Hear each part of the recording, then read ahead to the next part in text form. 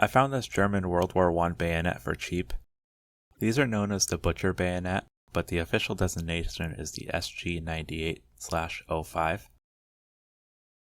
This one is the old style, which has high muzzle ears, shown here.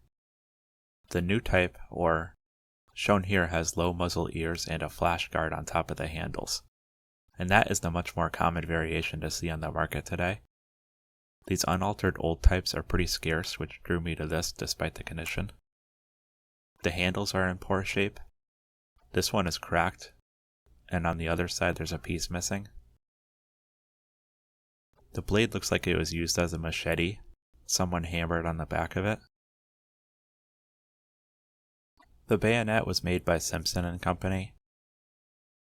And up here on the blade there's the year it was made, 1915, and a couple other various markings as well.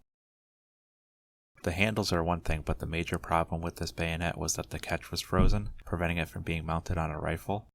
Follow along as I try everything in my arsenal to free it.